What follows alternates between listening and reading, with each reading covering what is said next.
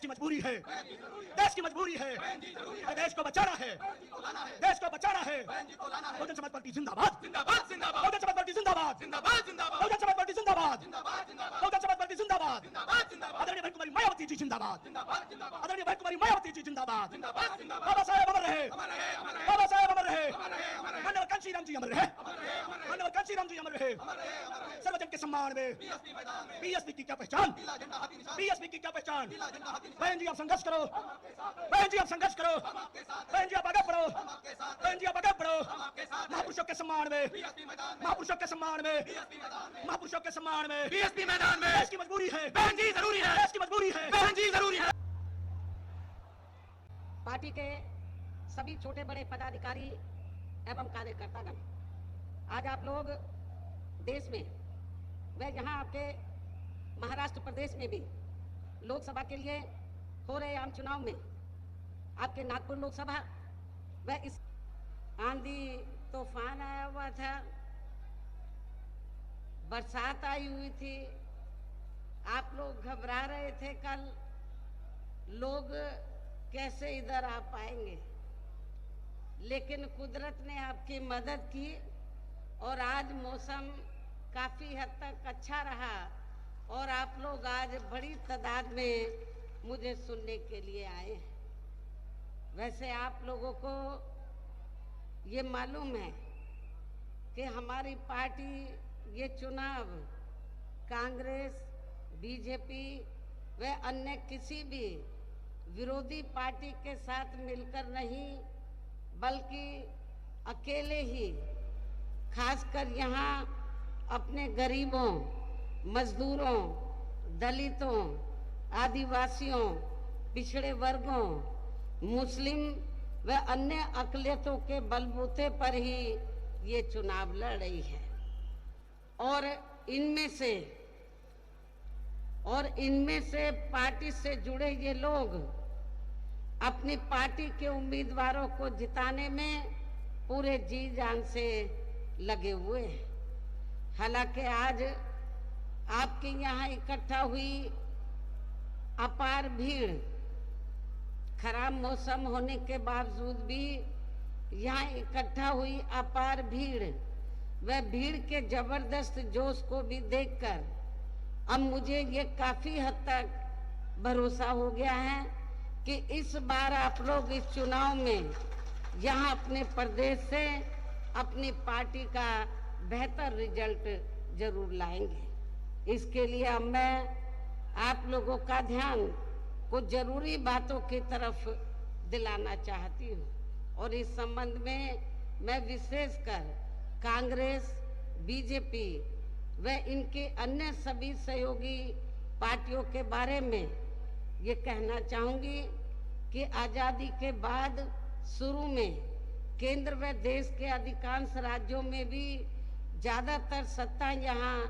Congress party के ही हाथों में केंद्रित रही है, किंतु इनकी अधिकांश मामलों में रही गलत नीतियों एवं गलत कार्य प्रणाली आदि की वजह से ही फिर इस पार्टी को केंद्र व काफी राज्यों की भी सत्ता से बाहर होना पड़ा है और यही स्थिति इनकी सहयोगी पार्टियों की भी बनी रही है, जिसके कारण ही पिछले कुछ वर्षों से बीजेपी व इनके सहयोगी दल केंद्र व अधिकांश राज्यों की भी सत्ता में काबिज हो गए। कांग्रेस पार्टी की गलत नीतियों व कार्यशैली की वजह से ही आप लोगों को ये मालूम है कि हमें बहुजन समाज पार्टी बनाने की भी जरूरत पड़ी है। यदि कांग्रेस पार्टी कमजोर तबके के लोगों का पूरी ईमानदारी निष्ठा से भला करती, उनको भारतीय संविधान के तहत जो दिए गए कानून है उनका पूरा लाभ उनको देते, तो शायद हमें बहुजन समाज पार्टी को बनाने की जरूरत नहीं पड़ती। लेकिन बीएसपी को बनाने की जरूरत इसलिए पड़ी क्योंकि कांग्रेस पार्टी की कथनी करने में काफी अंतर रहा है। आप लोगों को ये भी मालूम है कि आप लोग कांग्रेस पार्टी के राज में लंबे अरसे तक, काफी लंबे अरसे तक ये संघर्ष करते रहे कि बाबा साहब डॉक्टर अंबेडकर को भारत रत्न की उपाधि से सम्मानित किया जाना चाहिए। लेकिन कांग्रेस पार्टी ने बाबा साहब डॉक्टर अंबेडकर को अपने जीते जी उनको भारत रत्न की उपाधि से सम्मानित नहीं किया। और इतना ही नहीं, इनके कारवां को, मूवमेंट को आगे बढ़ाने वाले, बाबा साहब के देहांत के बाद इनके कारवां को, मूवमेंट को आगे बढ़ाने वाले मान्यवर श्री कांशीराम जी की जब डेथ हुई, मृत्यु हुई, तो तब सेंटर में कांग्रेस पार्टी पावर में थी। तो सेंटर में कांग्रेस पार्टी ने एक दिन का भी मान्यवर श्री कांशीराम जी के सम्मान में राष्ट्रीय शोक डिक्लेयर नहीं किया था। इतना ही नहीं, बाबा साहब डॉक्टर अंबेडकर के अथक प्रयासों से अति पिछड़े वर्ग के लोगों को जो मंडल कमीशन की जो रिपोर्ट आई, उसके तहत जो उनको आरक्षण का लाभ मिलना चाहिए था, तो कांग्रेस पार्टी की सरकार ने सेंटर में अपनी हुकूमत के दौरान मंडल कमीशन की रिपोर्ट को भी लागू नहीं किया, जिसके कारण पिछड़े वर्ग के लोगों को आरक्षण का पूरा लाभ नहीं मिल सका। बहुजन समाज पार्टी के ही अथक प्रयासों से, संघर्ष के कारण ही फिर मंडल कमीशन की रिपोर्ट जब कांग्रेस सेंटर से बाहर हुई और श्री बीपी सिंह की सरकार बनी, तब ये मंडल कमीशन की रिपोर्ट लागू हुई थी। और उसके लिए बहुजन समाज पार्टी को काफी संघर्ष करना पड़ा था। पहली बार बीएसपी के कुछ एमपी जीत कर आए थे 1989 में। मैं खुद भी जीत कर आई थी। श्री बीपी सिंह चाहते थे कि हम आपका समर्थन चाहते हैं बीएसपी का, और मान्यवर श्री कांशीराम जी को उन्होंने ये कहा कि आप जो भी मंत्रालय मायावती को देना चाहते हैं, हम देने के लिए तैयार हैं, लेकिन आप हमें समर्थन दे दीजिए। तो हमने उस समय श्री बीपी सिंह को ये कहा कि हमें कोई मंत्री पद या बड़ी कुर्सी आदि नहीं चाहिए, हमारी केवल दो ही मांगे हैं, परम पूज्य बाबा साहब डॉक्टर अंबेडकर को भारत रत्न की उपाधि से सम्मानित करना और मंडल कमीशन की रिपोर्ट लागू करना। हमने बड़ी कुर्सी ठुकरा दी, लेकिन हमने दलितों के सम्मान में और पिछड़ों के अधिकारों को ध्यान में रखकर हमने कहा कि हम समर्थन देंगे, हमारी ये दोनों मांगे मान लो। श्री बीपी सिंह की सरकार ने उस समय हमारी ये दोनों मांगे मान ली और हमने उनको समर्थन दे दिया। कहने का तात्पर्य ये है कि बीएसपी के अथक प्रयासों से ही तो बाबा साहब डॉक्टर अंबेडकर को उनको भारत रत्न की उपाधि से सम्मानित किया गया और मंडल कमीशन की रिपोर्ट लागू की गई। और कांग्रेस पार्टी की इस किस्म की जो मानसिकता थी, जो गलत नीतियां थी, गलत कार्यशैली थी, जातिवादी जो मानसिकता थी, तो उसके कारण फिर ये पार्टी धीरे धीरे केंद्र व ज्यादातर राज्यों की सत्ता से बाहर हो गई और हमें भी फिर बीएसपी बनाने की जरूरत पड़ी। और जिसके कारण ही फिर पिछले कुछ वर्षों से बीजेपी व इनके सहयोगी दल केंद्र व अधिकांश राज्यों की भी सत्ता में काबिज हो गए और अब इनकी भी ज्यादातर जातिवादी, पूंजीवादी, संकीर्ण, सांप्रदायिक व द्वेषपूर्ण नीतियों एवं कार्य प्रणाली आदि से तथा इनकी कथनी व करनी में भी काफी अंतर होने की वजह से ऐसा लगता है कि इस बार ये पार्टी भी, यानी कि भारतीय जनता पार्टी भी केंद्र की सत्ता में आसानी से आने वाली नहीं है। बशर्ते यदि ये चुनाव इस बार फ्री एंड फेयर होता है, तथा आम चर्चा के मुताबिक वोटिंग मशीनों में भी कोई गड़बड़ी आदि नहीं की जाती है। और वैसे भी इस बार चुनाव में इनकी कोई भी पुरानी व नई चल रही नाटकबाजी, जुमलेबाजी व गारंटी आदि काम में आने वाली नहीं है, क्योंकि अब देश की जनता काफी हद तक इस बात को समझ चुकी है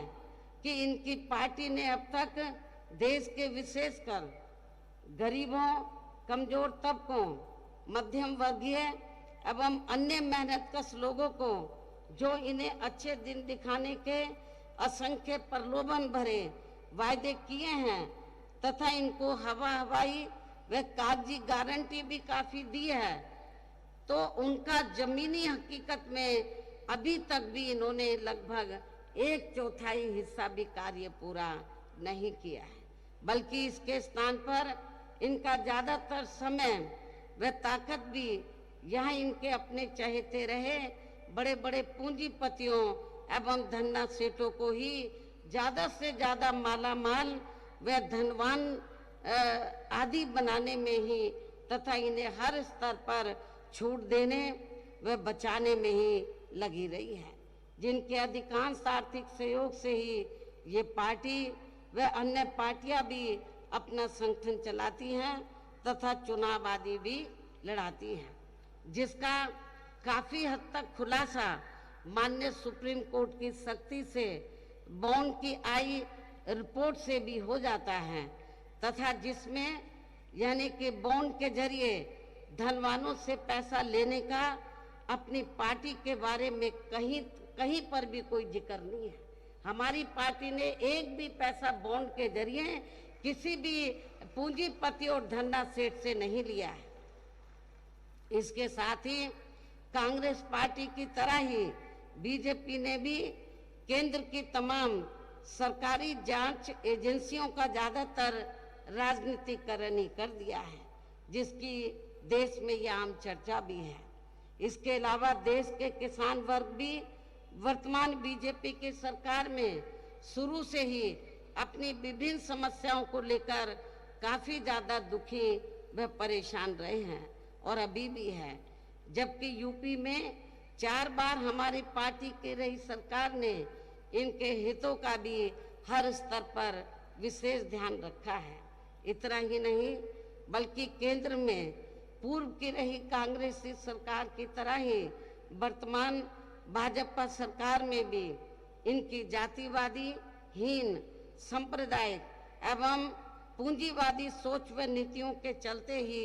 पूरे देश में सर्व समाज में से खासकर गरीबों, दलितों, आदिवासियों, पिछड़े वर्गों, मुस्लिम व अन्य धार्मिक अल्पसंख्यक समाज के लोगों का भी पूर्ण रूप से विकास व उत्थान आदि नहीं हो सका है। और इस संदर्भ में वैसे आप लोगों को ये मालूम है कि पूरे देश में यहाँ दलितों, आदिवासियों एवं अन्य पिछड़े वर्गों का सरकारी नौकरियों में वर्षों से अधूरा पड़ा आरक्षण का कोटा भी अभी तक पूरा नहीं भरा गया है। विशेषकर एससी व एसटी वर्गों के सरकारी कर्मचारियों का पदोन्नति में आरक्षण तो अब काफी हद तक प्रभावहीन ही बना दिया गया है। साथ ही केंद्र व राज्यों में भी विरोधी पार्टियों की रही सरकारों में इन सभी वर्गों को प्राइवेट सेक्टर में आरक्षण दिए जाने की व्यवस्था किए बिना ही इनकी सरकारों के ज्यादातर सरकारी कार्य अब प्राइवेट सेक्टर के जरिए ही इनके बड़े बड़े पूंजीपतियों व धन्ना सेठों आदि को ही दिए जाने के कारण अब इन वर्गों को पूरे देश में आरक्षण का बहुत कम ही लाभ मिल पा रहा है। इसी प्रकार इनका अन्य और मामलों में भी शोषण व उत्पीड़न आदि होना अभी तक भी बंद नहीं हुआ है। इनके साथ साथ मुस्लिम व अन्य धार्मिक अल्पसंख्यक समाज के लोगों की भी हालत अब हर स्तर पर यहाँ काफी ज्यादा खराब व दयनीय ही बनी हुई है, जिसका काफी कुछ खुलासा सच्चर कमेटी की रिपोर्ट में भी किया गया है। इतना ही नहीं बल्कि पिछले कुछ वर्षों से केंद्र व अधिकांश राज्यों में भी बीजेपी व आरएसएस की सरकारों के चलते अब इनका विकास एवं उत्थान आदि होना भी काफी हद तक बंदशाई हो गया है। आए दिन इन पर खासकर धर्म की आड़ में हो रही जुल्म जाति भी यहाँ काफी ज्यादा चरम सीमा पर पहुंच चुकी है। इनके साथ साथ अपर कास्ट समाज में से विशेषकर गरीब लोगों की भी हालत हमें कोई खास अच्छी नजर नहीं आती है। इनकी गलत कृषि नीतियों के कारण किसान वर्ग भी आए दिन आंदोलित ही रहता है। साथ ही इनकी गलत आर्थिक नीतियों की वजह से देश की अर्थव्यवस्था पर भी इसका काफी बुरा प्रभाव पड़ा है। समाज के लोगों का द्वेष की भावना से जो इनका काफी शोषण व उत्पीड़न में कतई भी नहीं होने दिया है। इसके अलावा हमने यूपी में सर्व समाज में से खासकर गरीब एवं बेरोजगार लोगों को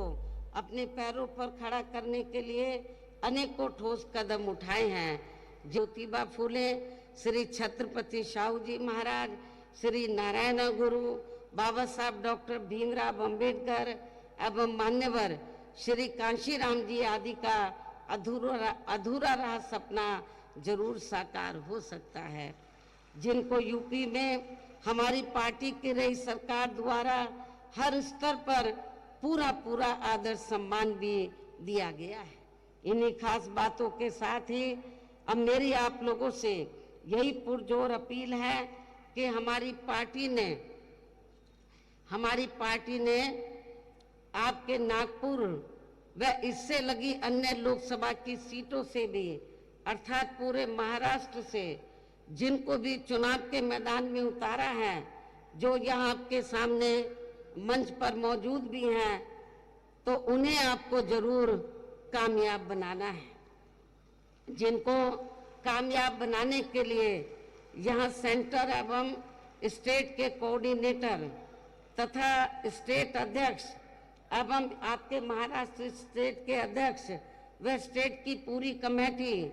और यहाँ के जोन एवं अन्य सभी स्तर की कमेटी के पदाधिकारी जिनको जिताने में पूरे जी जान से लगे हैं। और इसके लिए अब पार्टी के लोगों को वोट वाले दिन यहाँ बीएसपी के अपने सभी लोकसभा प्रत्याशियों को अपनी पार्टी के हाथी चुनाव चिन्ह के सामने वाले बटन को दबाकर अवश्य ही जिताना है। और इसके लिए अब आप लोगों को वोट पड़ने वाले दिन यहाँ बीएसपी के अपने सभी लोकसभा उम्मीदवारों को पार्टी के हाथी चुनाव चिन्ह के सामने वाले बटन को दबा के इनको जरूर जिताना है, कामयाब बनाना है। इसकी मैं पुनः आपसे अपील करती हूँ। और इस संबंध में यहाँ मैं ये भी कहना चाहूँगी कि आप लोगों को वोट पड़ने वाले दिन सबसे पहले सुबह उठते ही व समय से अपने अपने पोलिंग बूथों पर अपना वोट डालने के लिए जरूर जाना है। इसके बाद ही तब फिर आपको अपना अन्य कोई कार्य करना है। और इस मामले में हमारी महिलाएं भी अपने पुरुषों से पीछे नहीं रहेंगी, जो वोट वाले दिन पुरुषों से बढ़ चढ़कर अपने अपने पोलिंग बूथों में अपने उम्मीदवारों को पोलिंग बूथों पर अपने उम्मीदवारों को वोट डालेंगी। इसके साथ साथ आपका ये भी पूरा प्रयास होना चाहिए कि आपके अपने अपने पोलिंग बूथों का कोई भी वोट पड़ने से ना रह जाए, अर्थात अपनी पार्टी का एक एक वोट समय से जरूर पड़ जाना चाहिए। और अब मैं अंत में पुणे जहां अपनी पार्टी के सभी उम्मीदवारों को जो यहाँ मंच पर मौजूद हैं, अपनी पार्टी के इन सभी उम्मीदवारों को पार्टी के हाथी चुनाव चिन्ह के सामने वाले बटन को दबा के उन्हें भारी वोटों के अंतर से जिताने की अपील के साथ ही अब मैं अपनी बात यहीं समाप्त करूं। लेकिन इससे पहले मैं ये भी कहना चाहूंगी कि परम पूज्य बाबा साहब डॉक्टर अंबेडकर ने अपने जीते जी महाराष्ट्र में उनका, वैसे तो पूरे देश के लिए उन्होंने काम किया, लेकिन महाराष्ट्र में खासकर जो ये उनकी कर्म भूमि रही है, तो बाबा साहब डॉक्टर अंबेडकर ने पूरा प्रयास किया था कि आप महाराष्ट्र सेंटर के साथ साथ खासकर महाराष्ट्र स्टेट की पॉलिटिकल पावर की, मास्टर की आप लोग अपने हाथ में लें। लेकिन उनके जीते जी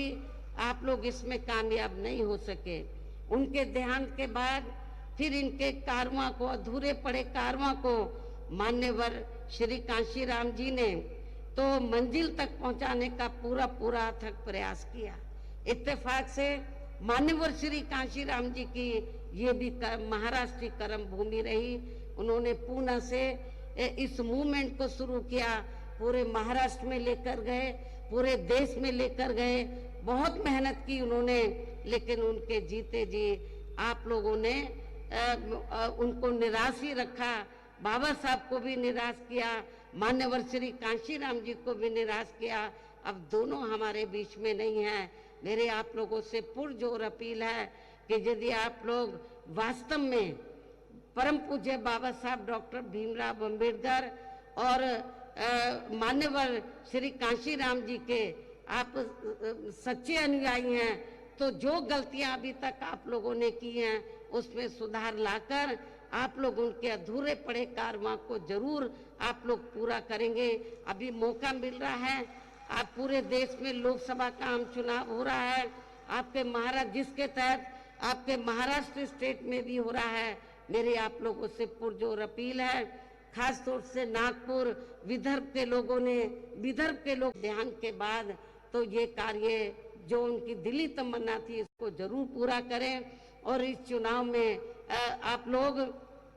जरूर अच्छा रिजल्ट लाएं। तो यही हमारे इन दोनों महापुरुषों के प्रति आपकी सच्ची श्रद्धा भी होगी। तो इन्हीं जरूरी बातों के साथ ही अब मैं पुनः अपनी पार्टी के सभी उम्मीदवारों को पार्टी के हाथी चुनाव चिन्ह के सामने वाले बटन को दबाकर इनको भारी वोटों के अंतर से जिताने की पुरजोर अपील करते हुए अपनी बात यहीं समाप्त करती हूँ। जय भीम, जय भारत।